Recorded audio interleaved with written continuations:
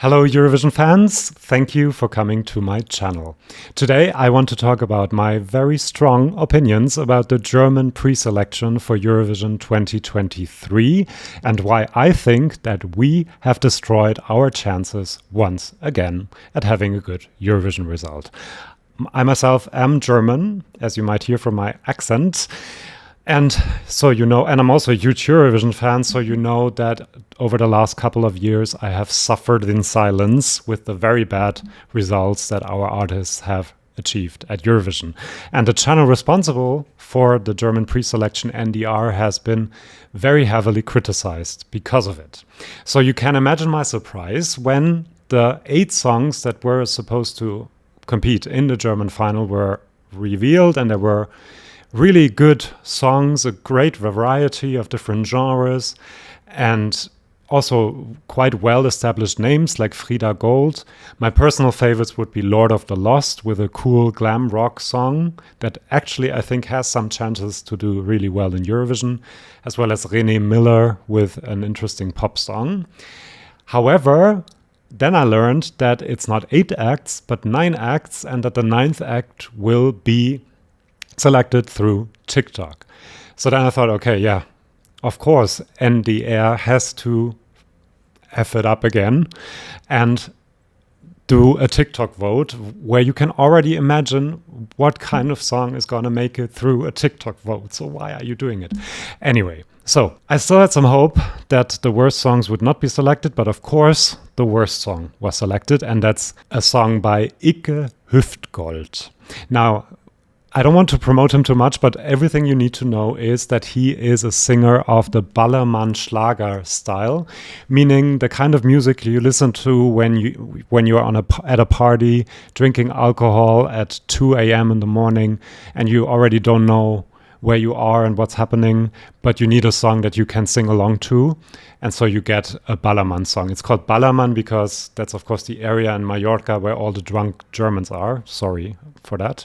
Lo siento. And he is a singer of this style of music and also the owner of a label and producer of this style of music. So very simple and very often also very questionable lyrics in these songs.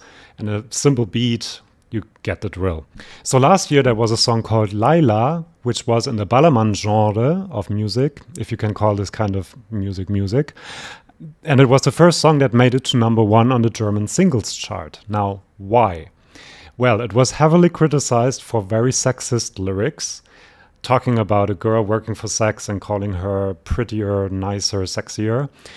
And because it was so criticized, some festivals decided not to play it. And so there was a big discussion on censorship, on free speech in Germany, and that made the song very, very popular. I love discussions about censorship or not, about free speech, and I think that the song should be able to be played wherever you want. However, there was a small part of the people discussing that were also like, the German government is trying to forbid us from listening to music, these kinds of people that don't trust the government anymore. So, and the label of Mr. Icke Hüftgold produced this song.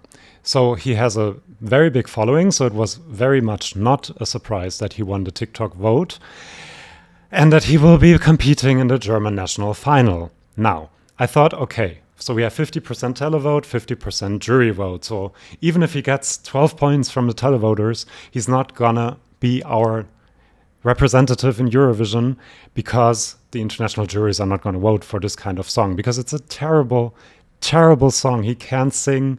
He has on a fake wig. The text is interesting at least, but no one will understand it because it's in German. So it would be a complete embarrassment.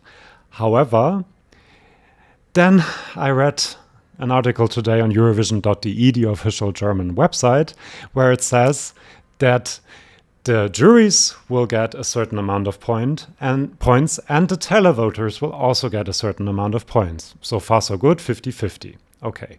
But the televoting result will reflect the percentage received in the actual televote. So it's not 12 points to the one that got the most, 10 to the second, 8 to the third.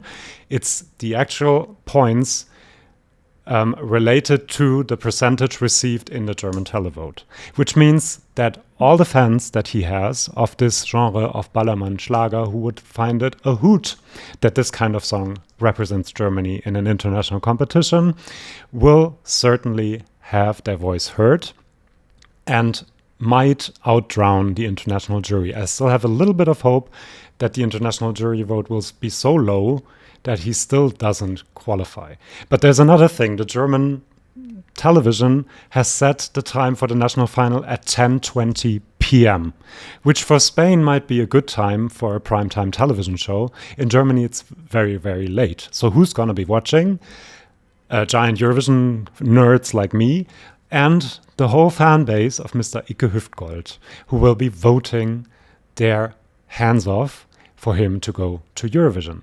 So I have very little hope that he's not going to be the nominee, the representative, but I think it is going to happen. So thank you, NDR, for effing up the German preselection again, and for yet again probably sending another embarrassment to the Eurovision Song Contest for Germany. The worst part is this song might actually do a little bit better than the songs we have sent in the recent past, because it will probably get some votes from Spain, Mallorca, or from the Netherlands, because Germans in these countries will also be voting for that song.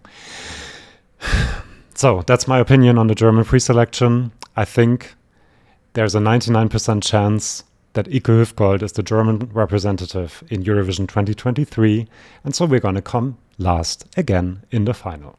Thank you so much.